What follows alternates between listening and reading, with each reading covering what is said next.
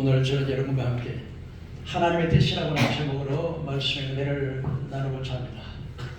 너는 웨스트민스터 대성당 지하에 한 신부의 묘에 이런 글이 새겨져 있습니다.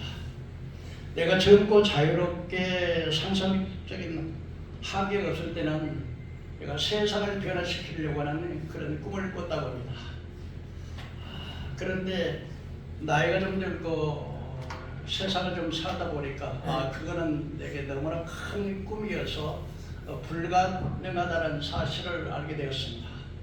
그래서 내가 내 꿈을 좀 줄여서 이제는 나라를 변화시키는 그런 꿈을 꾸었다고 합니다.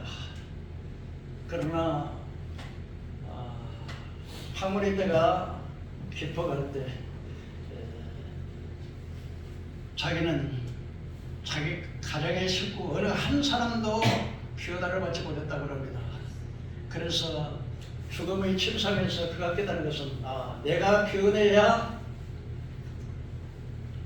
세상을 변화시키고 나라를 변화시키지, 내가 변하지 않았는데 자기 가정 한 사람조차도 변하지 못했다는 사실을 깊이 깨달았다고 합니다. 우리 하나님의 성도들이 하나님 앞에서 하나님의 영광에 찬양을 돌리는 삶을 살기 위해서는 우리가 하나님의 뜻이 무엇인지를 올바로 분별할 때 우리가 하나님의 기뻐하는 삶을 살아갈 수가 있습니다. 그렇다면 하나님께서 우리 성도를 향한 하나님의 뜻은 무엇일까요? 오늘 데살로니가전서 5장 16절에 18절에 항상 기뻐하라, 쉬지 말고 기도하라, 범사에 감사하라. 이것이 우리를 향한 하나님의 뜻이라고 말씀하고 있는 것입니다. 그렇다면 첫째로 하나님께서 우리를 향하신 뜻은 항상 기뻐하라는 것입니다. 이것은 하나님의 명령형으로 되어 있습니다. 기뻐해도 되고 기뻐하지 않아도 되는 것이 아니라 항상 기뻐하라고 말씀하고 있습니다. 하나님께서 우리에게 이 말씀을 주시는 것은 이 말씀 안에 하나님의 우리를 향하신 무한한 사랑의 마음이 내포되어 있습니다. 세상의 육신의 아버지가 자녀가 좋은 일을 만날 때 기뻐하는 것입니다. 자녀가 불행한 일을 만나서 늘 슬픈 소식만 들은다면 그 부모의 마음이 굉장히 아플 것입니다.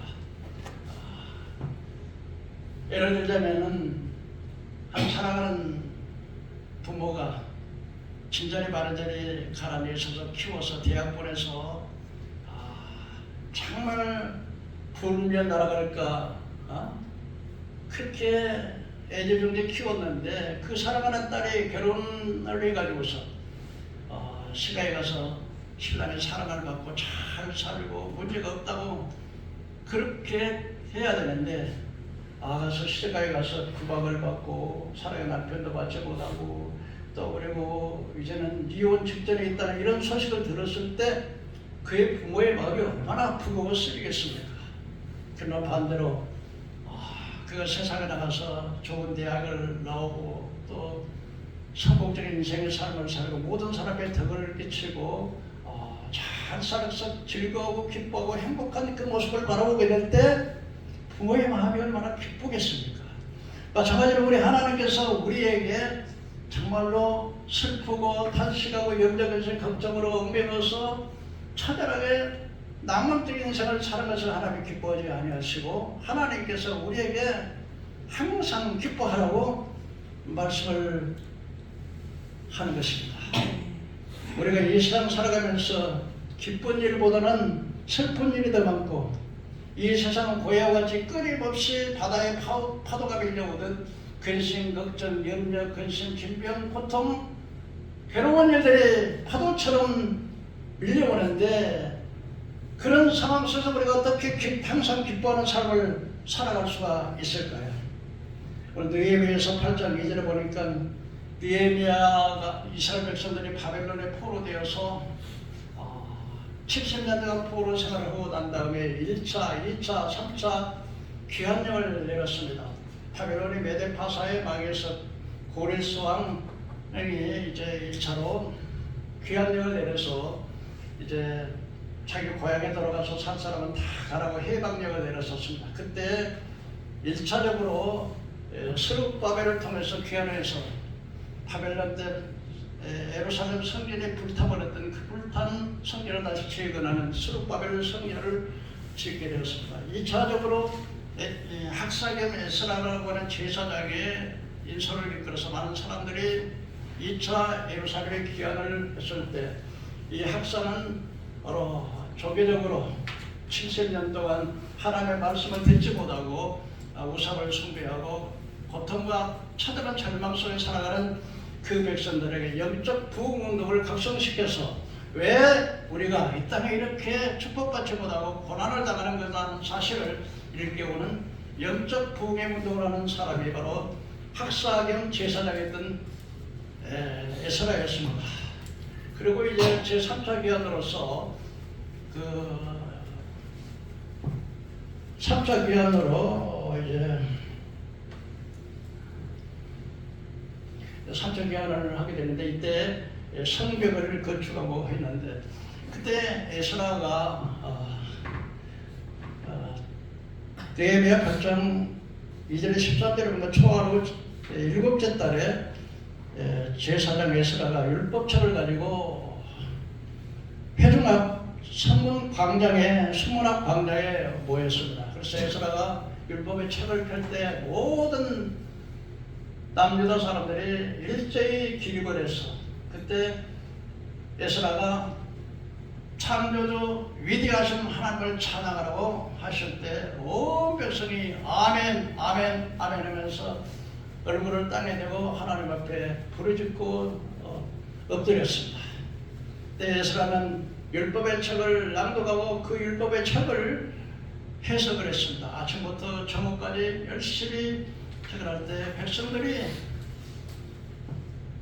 에스라의 율법의 책을 낭독하는 것을 듣고 그것을 설명했을 때 왜 우리가 이렇게 정말로 질병과 전쟁과 고통과 포로에서 하나님의 성전이 불타고 백성들은 포로로 잡혀가고 처절한 노예생활같이 비슷한 철사줄로 두손 꽁꽁 묶여서 저 바벨론의 포로 생활하면서 이렇게 고통을 당해 했던 사실을 율법을 통해서 깨닫게 되었습니다.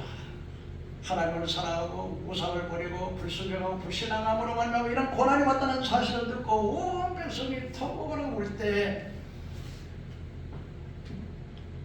총독이었던 스룹바벨과 제사장 에스라와 레위 사람들이 여러분 오늘은 거룩한 성일이니 울지 말라. 오늘은 하나님의 기뻐하는 날이다.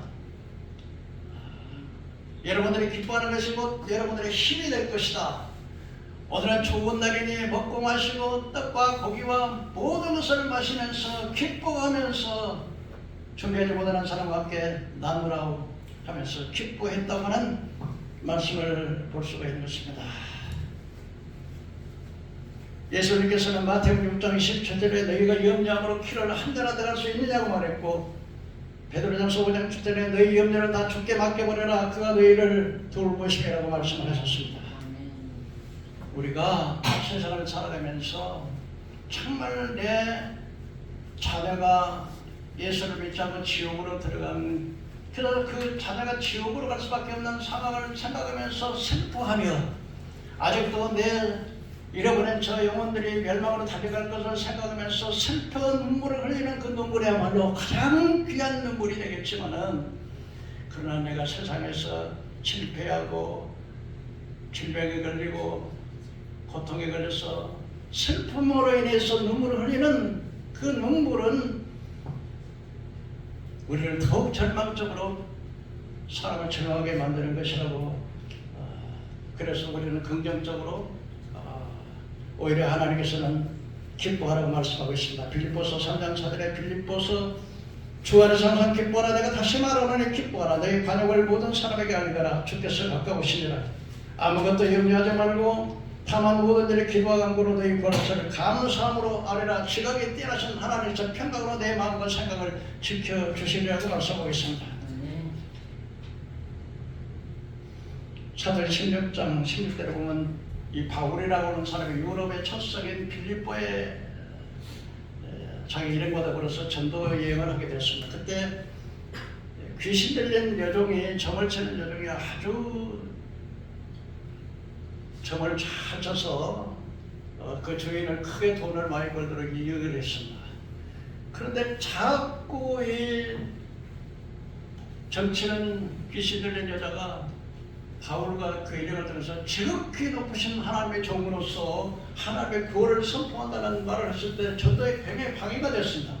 그래서 바울이 그 무당에게 내가 예수의 이름으로 명하노니 내 손에서 점치는 귀신아 나오라. 그러자 전쟁에서 그 귀신이 나오자 전개가 나오지 않았습니다. 그 여정을 통해서 크게 돈을 벌고 이익을 벌었던 그 주인이 이제는 바울과 실라를 그 장터의 관리들에게 끌고 갔고, 장터에 또는 장군 사람들은 또 장군들에게 가서 이 사람들이 유대 사람들인데 우리 로마 사람들이 듣지도 받지도 못할 말을 해가지고 온 천하를 혼란케 한다 고발을 했습니다. 그러자 장군들은 바울과 실라를 데려다가 옷을 찢고 심하게 매를 때리고 그를 감옥에다가 가둬서 굳게 지켜야 했습니다. 이때 간수장은 그들을 데려다가 이제는 캄캄한 지하 감옥에다 가두고 창고로 도망가지 못하도록 쇠사슬로 양 다리를 묶어놨습니다. 하나님의 복음을 전하고 전도를 갔다가 오히려 그냥 매를 맞고 감옥에 갇히고 창고에 쳤을 때 바울과 실라는 실망하지 않고 낙심하지 않고 기도하고 찬양을 하게 되었습니다. 그러자 갑자기 감옥에 막 지진이 일어나가지고 옥문이 막 흔들흔들합니다.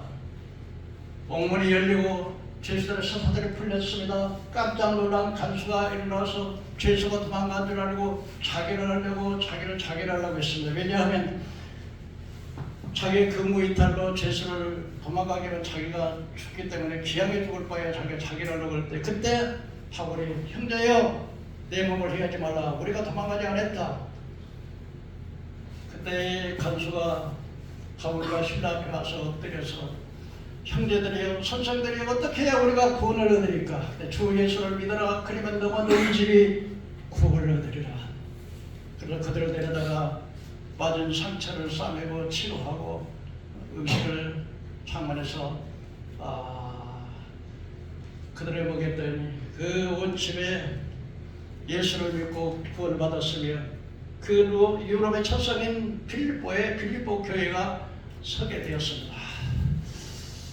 그 다음 날 이제 그 장군들과 높은 사람들이 이제 사람들을 보내가지고서 이제 그걸 방면하라.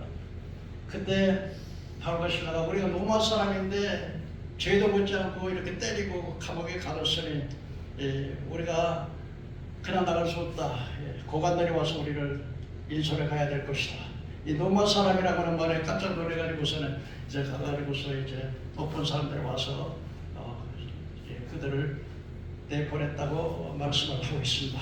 이처럼 어려운 가운데서도 절망하지 않고 낙심하지 아니하고 하나님께 기도했을 때 하나님께서는 구원을 베풀어 주셨을 뿐만 아니라 그 로마의 천상의 빌립보 교회가 사는 복음의 문이 열려지는 역사가 일어났습니다. 어떻게 이런 일이 일어날 수가 있었을까요? 어떻게 그런 절망적인 상황 속에서 기뻐하며 찬송하며 기도할 수가 있었을까요?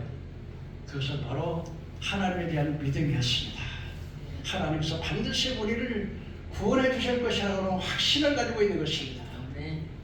사랑하는 성도 여러분, 여러분은 어려울 때, 낙심될 때, 힘들 때 하나님이 우리와 함께 계신다고 하는 이 믿음을 갖게 되는 여러분 되기를 주의 이름으로 축원합니다. 어떻게 또 그렇게 감사할 수가 있었습니까? 비록 내가 매를 맞고 어려운 감옥에 갇혔지만은 주님께서는 하나님의 신분이 인간의 형상을 쓰시고 나 같은 추하고 더럽고 악한 나의 죄를 구원하시기 위해서 십자가에 피 흘려 대속해 주신 그 주님의 사랑을 조금이라도 생각해서 내가 이렇게 고난당하는 것은 주님이 고난에 동참한다고 하는 그 믿음 때문에 기뻐할 수가 있었습니다. 또한 어떻게 기뻐할 수가 있었습니까? 내가 이제 받을 고난과 장차 받을 영광을 좋게 비교할 수 없다고 바울이 말한 것처럼 앞으로 내가 비록 이렇게 복을 위해서 희생하고 매를 맞고 고통을 당하지만은 장차 하나님 앞에 갔을 때 큰 상급과 영화를 누릴 것을 생각하면서 기뻐할 수가 있다는 말씀인 것입니다. 시편 91편 9절 16절은 하나님께 이렇게 기도하겠습니다. 여호와는 나의 피난처에 오세요. 내가 지존자를 의뢰했으므로 그 재앙과 그 죽음이 내 장막에 머물지 못하리로다. 그가 나를 천사를 보내서 내 항상 천사를 보내서 나를 보호하시고 내 발에 돌에 버리지 않게 하리로다. 내가 하나님을 사랑한 즉 하나님이 나를 높이고 내가 하나님을 이름을 한 즉 그가 더욱 나를 구원하시리라. 환난과 절망 가운데 있을 때에도 하나님께서 주의 사자를 보내서 나를 구원하시고 내 생명을 창숫케 해서 하나님의 구원을 보이리라고 말씀하는 것을 볼 수가 있는 것입니다. 다니엘서 7장에 보면은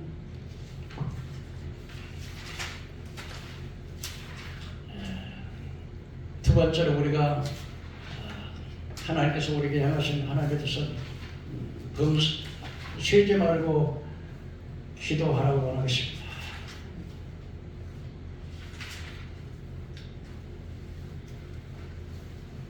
기도는 성도의 특권인 것입니다. 왜냐하면 요한복음 1장 12절에 영접하는 자 그 이름을 믿는 자는 하나님의 자녀가 되는 권세를 주었기 때문인 것입니다. 한 번에 예수님께서 제자들에게 물었습니다. 사람들이 나를 가리켜 누구라고 말하더냐?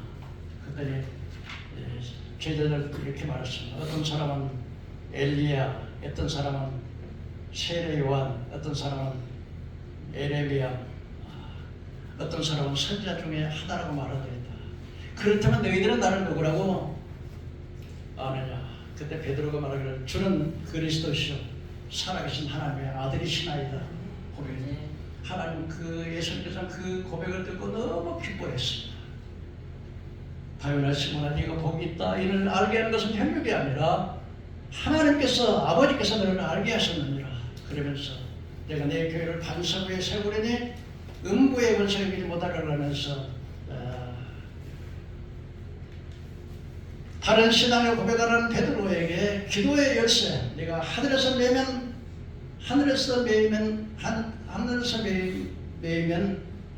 매이고 땅에서 매이면 땅에서 매일 것이고 얘가 풀면 하늘에서 풀리고 땅에서도 풀리리라.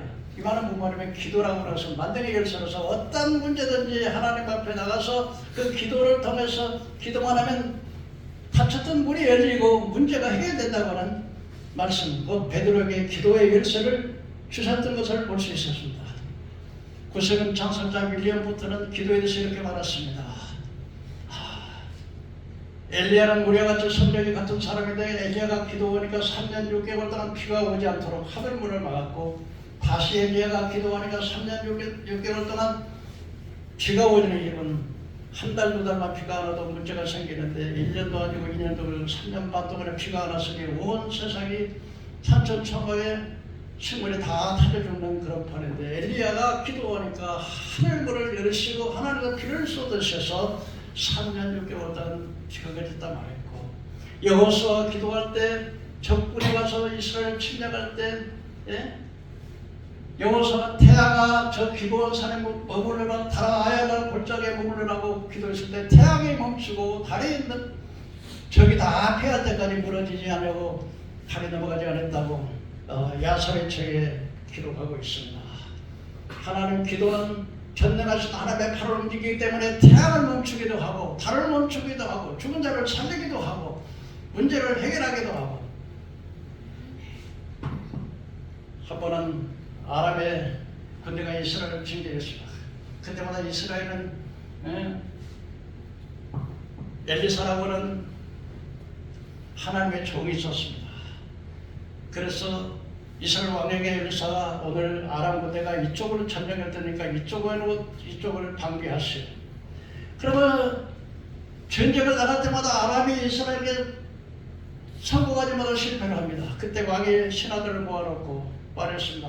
우리 중에 우리에게 지배를 받는 간첩 첩자가 있다. 그때 그 신하 중 한 사람이 말했습니다. 아닙니다. 이스라엘은 엘리사라고 하는 선지자가 있는데 왕의 침상에서 일어나는 모든 일까지 왕에게 말하므로 이 엘리사를 잡지 않고는 결단코 우리가 전쟁에 승리할 수 없습니다. 그럼 그 사람이 어디에 있는지 알아보라 그랬더니 신하들이 그 아람의 신하들이 도단성에 있다 그랬습니다. 그래서 도단성에서 수많은 마병과 병사들을 데리고서 도단성을 포위하도록 했습니다. 그때 엘리사를 수장 들고 있던 한 청년이 나와서 말씀하셨습니다. 엘리사님 큰일 났습니다. 우리 도단성이 완전히 포위돼서 물샐 틈 없이 포위되었습니다. 우리는 빠져나갈 길이 없습니다. 그때 엘리사가 말했습니다. 나와 함께하는 자가 저들과 함께하는 자보다 많다 그랬습니다. 한번 따라해 보실까요? 우리와 함께하는 자가 저들보다 많으니라. 그러면서 엘리사가 기도했습니다. 하나님이여 이 청년의 눈을 열어 보게 하옵소서. 그런 하나님께서 눈을 열어 보여주니까 정말로 도단성에 아람의 군대가 둘러질쳤지만 아람의 군대를 질치고 있는 그 도단성을 둘러싸고 있는 때 하늘에 불말과 불병가가 가득한 것을 보였습니다. 아람 군대가 침략해 왔습니다. 그때 엘리사가 기도했습니다. 하나님이여 저들의 눈을 어둡게 하옵소서. 그러자 엘리사를 잡으러 왔던 아람의 군대가 눈이 멀으니까 보이지 않으니까 무항장하고 있는데 나를 따라오라. 당신이 찾는 사람을 내가 안내하리라. 그러면서 사마리아 성으로 이끌었습니다. 안 보이니까 할 수 없이 따라올 수밖에. 사마리아에서 기도했으면 하나님의 눈을 열어 보게 하소서. 그들의 눈을 보니까 사마리아 성이 와 있는 거예요. 적진에 와 있는 거예요. 그때 이스라엘 왕이 엘리사에게 아버지여 내가 이들을 치리까? 네, 엘리사 말했습니다. 아닙니다. 칼로 잡은들 그들을 치겠습니까? 오히려 떡과 고기를 잘 대접해서 이 사람들을 보내시오. 그래서 떡과 고기로 아주 잘 베풀어가지고 그 아랍의 군대를 대접해서 보냈습니다. 자기 주인에게 보냈습니다. 왕에게 보냈습니다. 그 뒤로 다시는 이스라엘을 공격에 들지 않았다고 하는 말이 있는 것입니다. 우리가 왜 기도해야 됩니까? 바로 시험에 들지 않게 기도하라는 것입니다. 우리 한번 따라합시다. 시험에 들지 않게 기도하라. 참다지 말고 좀 따라해 보세요. 시험에 들지 않게 기도하라. 여러분 우리가 예수를 믿으면 죄와 저주와 사단의 권세에서 해방받습니다. 저주에서 해방받습니다. 기도에 응답받습니다. 그러나 문제는 우리가 예수 믿어서 구원받았다 해가지고서 가만히 있는 게 아니라 우리의 원수 대적이 보이지 않는 영적인 이 사단과 마귀와 귀신들의 군대가 끊임없이 우리를 시험에 들게 하고 믿지 못하게 만들고 병을 가져다주고 전쟁을 일으키고 가정의 분란을 일으키고 사고를 하게 만드는 이 장본인이 가만히 있지를 않는다 이거예요. 그럼 우리가 어떻게 해야 됩니까? 우리의 심은 혈복이 되는 것이나 천사와 세워둠의 주관자들과 하늘에 가는 악한 영들의 디아메라고 말씀하는 것처럼 우리는 기도로 싸워야 되는 것입니다. 무장을 해야 되는 것입니다. 진리로 띠를 띠고 믿음의 방패를 가지고 구원의 토를 가지고 그들을 대적해서 싸워야 하는 것입니다. 우리가 구원받았다 해서 가만히 있는 게 아니에요. 불신자들은 이미 죽어있기 때문에 별로 관심 없어요. 여러분 거미줄을 쳤을 때 거미가 탁 쳤을 때 무엇이 와서 탁 거미줄에 걸립니다. 그러면 거미가 와서 막 사정없이 그것을 물어 감습니다. 그러나 일단 딱 잡아오는 거미는 이제는 더 이상 감지를 않고 가만히 놔둡니다.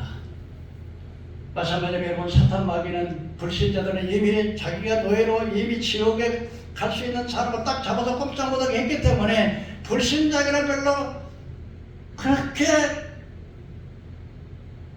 간섭하지 않지만 우리 믿는 사람들은 할 수만 있으면 우는 사자처럼 다니면서 태가신 백성을 미워하여 삼켜자로 들어쳐서 그러므로 예수님께서 거짓 선자를 삼가라 원수마귀는 태간 백성을 미워하여 삼켜자로 들어쳤다. 그러므로 예수 믿는 사람은 더욱더 결정적으로 마귀가 공격을 하는 것입니다. 방해하는 것입니다. 어떻게 하든지 타락시켜서 예수를 믿지 못하게 하려고 하는 것입니다. 그렇기 때문에 우리 믿는 사람들은 더욱 정신을 바짝 차리고 믿음에 굳게 서야 된다고 하는 사실을 우리가 알아야 됩니다. 왜 우리가 항상 기도해야 됩니까? 쉬지 말고 기도해야 됩니까? 우리의 대적이 있기 때문에 시험에 들지 않도록 기도하라고 하는 것입니다. 예수님의 제자들이 겟세마네 동산에 십자가를 앞에 두고 아버지 가슴 안에 있으면 이 자를 내게서 절하게 없어 그러나 내 뜻대로 마옵시고 아버지 본대로 합시다고 땀방울에 핏방울처럼 무릎을 꿇고 기도하시는데 베드로와 야고보와 요한은 가서 꾸벅꾸벅 졸고만 했습니다. 한 번 가서 너희가 한시도 깨어서 기도할 수 없더냐 시험에 들지 않도록 기도하라겠습니다. 또 다시 당연한 말씀으로 기도하시고 가서 보니까 또 졸고 있습니다. 또 가서 너희가 한시도 나와 함께 깨어있을 수 없더냐 시험에 들지 않도록 기도하라. 그들은 끝까지 졸고만 있었습니다. 결국 시험에 와서 그들은 다 예수를 부인하고 다 도망치고 말았던 것을 알 수가 있습니다. 여러분 왜 기도해야 됩니까? 기도는 전능하신 하나님의 팔을 움직여서 정말로 아수르 군대가 이스라엘 지나갔을 때 천사 한 명이 18만 5천 명을 일시에 멸하여버릴 수 있는 능력의 하나님이기 때문에 우리가 이 땅에 아무리 북한에서 핵 공격을 하고 간첩을 보내고 아무리 전쟁을 일어서 한달처럼 하나님께서 함께 하시면 그들의 무기는 다 무용지물이 되고 말고 반드시 우리는 승리하게 되는 것입니다. 그리고 기도하는 한 사람이 1천 군대보다 강하다고 하는 사실을 우리가 알아야만 하는 것입니다. 세 번째로 우리는 범사에 감사하라고 그랬습니다. 시편 50편 일손들의 감사로 제사를 드린 자가 나를 영화롭게 하나니 그 행위를 옳게 하는 자에게 큰 하나님의 구원을 보이리라고 말씀하고 있습니다. 로마서 1장 20절 30절에 창세로부터 보이지 않은 신사와 능력이 만물에 분명히 보여야 하게 되는데 하나님의 신성과 능력이 만물에 분명히 보여서 하게 되는데 사람들은 하나님을 영원하게도 않고 감사하지도 아니하고 도리어 그 마음이 험악해져서 보이지 않은 짐승이나 새나 사람이나 나무나 달이나 해나 별들 이런 것들을 창조주 하나님보다도 사랑한다 그랬습니다.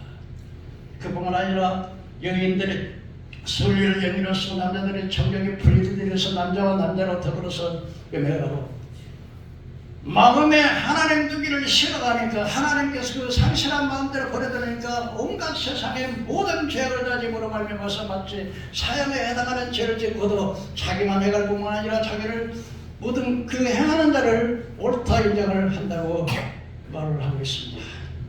이스라엘 백성들이 왜 하나님의 선택된 백성, 하나님의 성전을 있는 성전에서 하나님의 음성을 듣고 하나님의 율법을 받으며 하나님 앞에 거룩한 백성으로 선택받으며 사랑하는 그 민족이 왜 그렇게 저주 가운데 전쟁 속에서 포로로 죽어가고 있습니까? 그건 바로 불순종하고 불신앙 때문이었습니다. 모세가 모세는 신랑을 떠나고 여호수아를 통해서 가나안 땅에 들어가기 직전에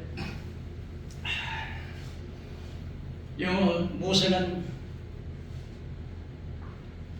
모압 평지 앞 느보산 앞에서 12정탐꾼을 보내서 가나안 땅을 정탐하라고 보냈습니다.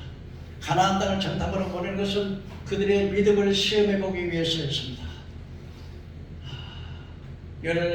이스라엘 12지파 가운데 대표자들을 뽑아가지고서 가나안 땅을 이제는 40일 동안 정탐을 하라고 했습니다. 정탐을 하고 돌아왔던 그 사람들은 이렇게 말했습니다. 그 사람 굉장히 높고 견고하고 또 우리가 볼 때 그 사람은 아랍 자손 네필림 후손을 보았고 우리가 그들의 비유를 보니까 마치 우리가 그 사람의 비유니까 메뚜기 같다라고 그랬습니다.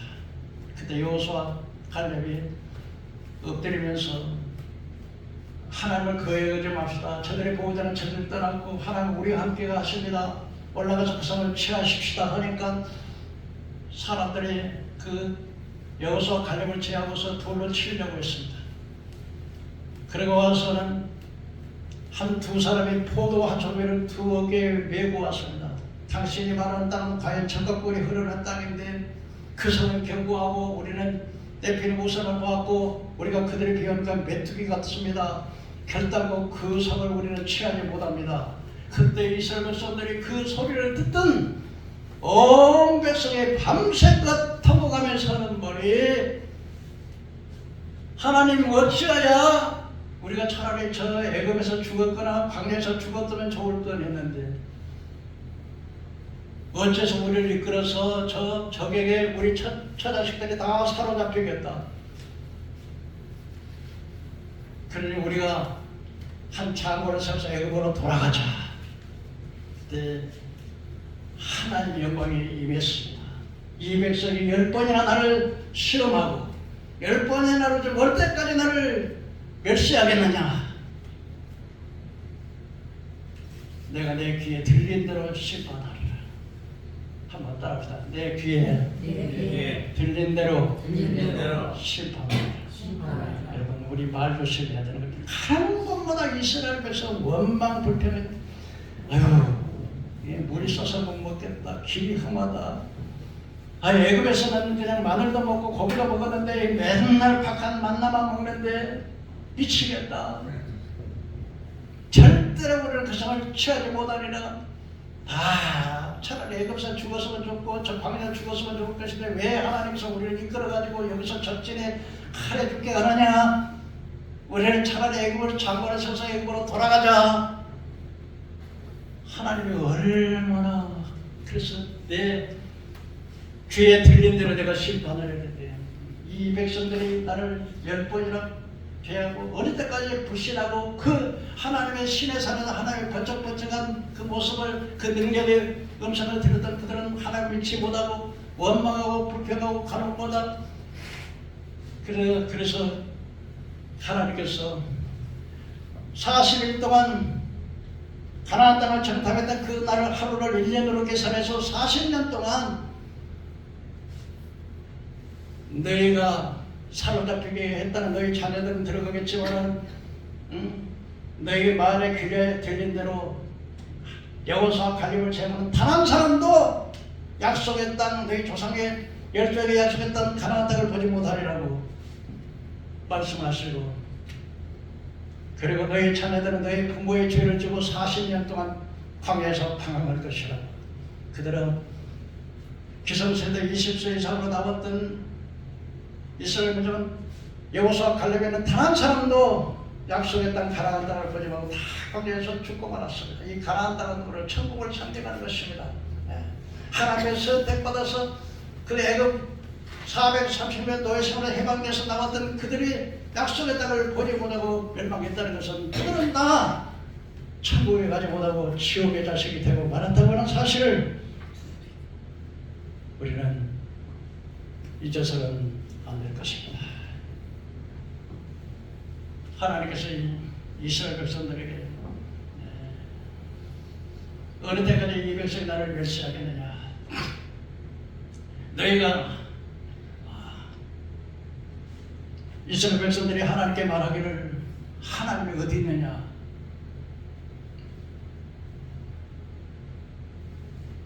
그때 말라기 선지자는 이렇게 말했습니다. 너희가 10의 1조와 헌물을 도적했으므로 너희 백성이 저주를 받았느니라. 너희 10의 1조를 들여서 나의 집에 양식이 있고 나를 시험해보라. 내가 하늘보라 이르고 살 곳이 없도록 붙지 않았구나. 그러면서 이스라엘 백성들은 또 하나님 앞에 드릴 때 꼭 눈이 멀고 발이 젊고 상품 가치가 없는 그런 것들을 갖다가 하나님 앞에 드립니다. 하나님은 우리 중심을 보시는데 그때 하나님께서 뭐라 그러니까 너희 총독이 이거 갖다 줘봐라. 너희 총독에게 이거 눈 부러진 것, 다리 부러진 것, 상품 가치 없는 것 갖다 줘봐라. 너희 총독이 받겠냐? 하나님을 어느 때까지 내가 이렇게 멸시하겠느냐?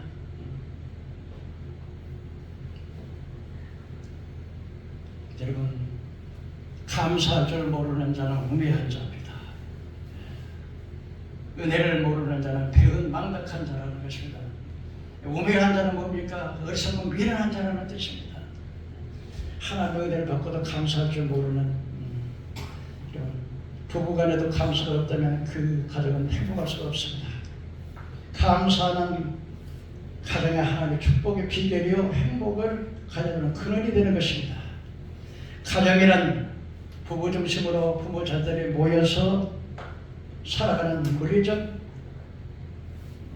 공간을 포함해서 신앙 공동체로서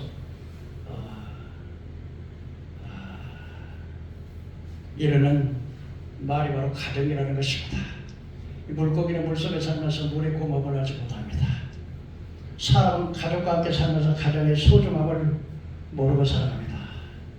소중한 것일수록 우리는 그것을 은혜를 잊고 살아가는 경우가 많습니다. 가정은 최고의 안식처요, 사랑과 이해로 서로 감싸준 대가가 없이 베푸는 것이 바로 가정인 것입니다. 존 하드우드 페이지라고 하는 사람이 1852년 4월 10일에 유럽을 방황하게 된 미국의 시민 존 하워드 페이지라는 사람이 알제리에서 사망을 했습니다. 그리고 그가 죽은 지 31년 만에 군함으로 그의 유해가 본국에 운구되었습니다.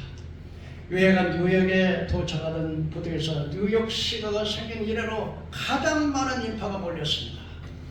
대통령을 중심으로 한 국무위원들 그리고 모든 시민들이 그의 유해를 보고서 조의를 표했습니다. 존 하워드 페이지라고 하는 사람은 권력자도 아니었고 돈 많은 재벌도 아니었고 그렇다고 해서 위대한 과학자도 아니었습니다. 그런데 어떻게 전 미국의 전 국민들이 그의 가슴에 울릴 수 있었는 그런 삶이었습니까? 그것은 바로 한국의 노래 때문이었습니다. 홈, 스위트 홈, 즐거운 내 집이라고 하는 그 노래가 명곡으로 잘 알려져 있었습니다. 이 노래를 지었던 것은 바로 그분이 프랑스 파리에서 떠돌아다니면서 가정을 갖지 못해가 늘 외롭고 쓸쓸하게 살아가면서 가정이 없고 외로운 그 처참한 것을 맛봤기 때문에 가장 소중한 것은 뼈저리게 되었습니다. 그래서 가정의 행복의 삶을 꾸미는 이 가사를 썼던 것입니다. 가정의 소중함을 일깨워 주었기에 어떤 유명한 작곡가보다도 더 존경을 받게 되었습니다. 여러분, 돈으로 집을 살 수는 있지만 돈으로 가정을 살 수는 없습니다. 미국의 자동차왕 헨리 포드가 집정을 끝나고 난 다음에 연구실에서 계속 연구를 했습니다. 사람들은 비웃었습니다. 저 사람이 미친 사람이라고. 그러나 그때 자기의 아내는 끊임없이 당신의 꿈이 이루어질 것인가 하고 격려하고, 그리고 그 추운 겨울에 아주 추운데 그 캄캄한 밤에 등불을 밝혀주면서 자기 남편에게 그것을 연구할 수 있도록 자동차를 만들 수 있는 꿈이 이루어지도록 그렇게 격려하면서 함께 그 추위에 떨면서 불을 비춰주면서 함께 봉사를 했습니다. 헨리 포드가 크게 서복을 했을 때 기자들이 물었습니다. 당신의 가장 큰 소원이 무엇입니까? 라고 물었습니다. 그때 헨리 포드가 말했습니다. 내가 가장 큰 소원은 나의 아내와 함께 사는 것입니다. 내가 어떤 상황이라도 내 아내하고만 살 수만 있다면 나는 그것이 내 가장 큰 소원이라고 말을 했습니다. 여러분, 가정은 그 정글이 아닙니다. 비록 작고 초라해도 사랑이 넘친다면 그것이 가장 위대한 집이 되는 것입니다. 헨리 포드 기념관에 가면 헨리 포드는 이런 글을 써있다고 합니다.